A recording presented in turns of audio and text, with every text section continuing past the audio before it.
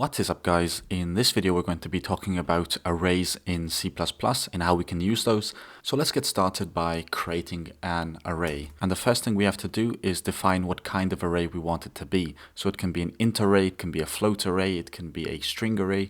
And for this example, we're just going to create an array of strings. So we're going to call this one names. And now all we have to do is create a pair of curly brackets and insert the strings inside here. So for this example, we'll go ahead and type in Mario, then we'll type in Luigi, then we will type in Toad. So far we have 3 elements in this array. Now, if we want to use this, all we have to do is create a cout, then we need to type in names, and we need to pick the index of the element that we want to print out.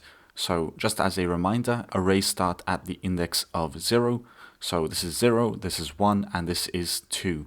So if we want to print out Toad, we have to put a 2 inside here and then type in endline. Now if we go ahead and run this program, you're going to see in the console that we're going to have Toad printed out to the console. But there's also a way to print out all of these values. And to do that, we would have to create a for loop. So for int I, which is equal to 0, while I is less than the total amount of the items in the array. So we're going to type in 3. We're going to increment I. Then inside here, we can do the simple cout. We're going to add the I, followed by a colon, followed by the names at the index of I. And of course, each time we print one, we want to create a new line. Now, if we go and run this, we're going to have all of the names printed out to the console. As you can see right here, Mario is at the index of 0, Luigi at 1, and Toad at 2. Now, if you want to change one of these elements, all you have to do is type the element number, such as let's change Toad to Bowser. We're going to type in 2, and we're going to say that's going to equal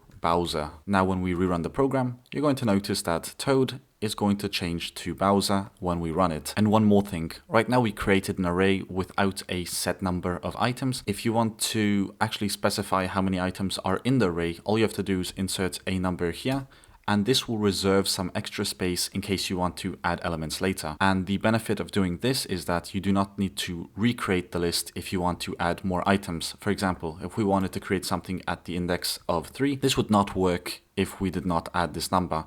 But if we do this, we're going to have a new element added to the list, and we also have to change this to 5, of course. You're going to notice we're going to have an empty space that's reserved because we've defined 5 elements, and we're going to have Bowser added at number 3. But if we take that away and change and just continue running the program's going to give us an error because it just cannot find the 3rd element. To make this actually work, we would have to recreate the list and add Bowser here instead. So reserving some space can save you some trouble in case you want to add items. And as I said earlier, of course, you can create other lists such as int numbers. Now we can type in 4, and that's going to equal a list of 1, 2, 3, and 4. Now if we go here and print that and change this to 4, we're going to get 4 numbers printed out.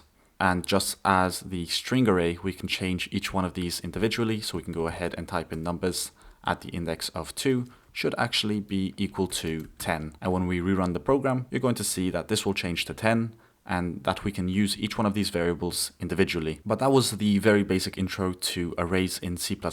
I hope this video helped. If you have any comments or questions, feel free to leave it in the comment section down below and I'll do my best to look at them. Otherwise, I will see you guys in the next video.